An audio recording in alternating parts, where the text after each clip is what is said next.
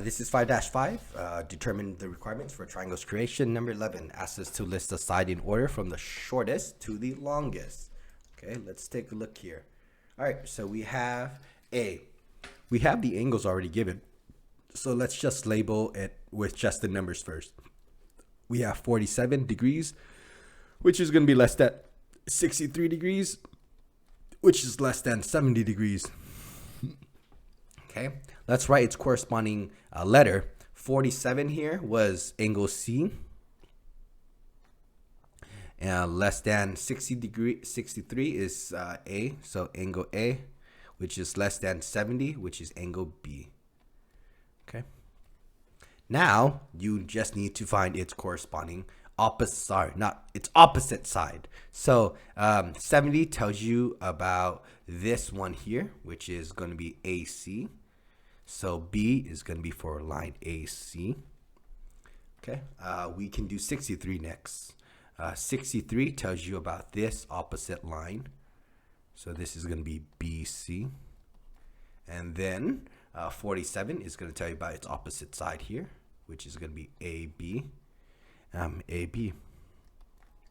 So there you go. Line AB is less than line BC, which is less than AC. Okay, let's take a look here. All right. Okay, it is best for you just to draw this out. It's going to make your life easier. Okay. Doesn't have to be to scale. E, D, F. Okay, E is 30. D is 125, and F is 25 degrees. Okay, all right, just put it in order now. So it's 25 degrees, which is less than 30 degrees, which is less than 125 degrees. 25 degrees is the letter angle F. 30 is angle E, and 125 is angle D.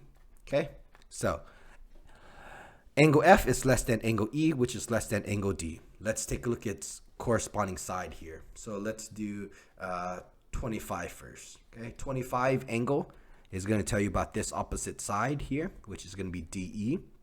So that is DE. The 30 here tells you about its opposite side here, which is going to be DF. Then the last one, it is 125. It is going to be this one. Okay, which is going to be EF. All right, there you go.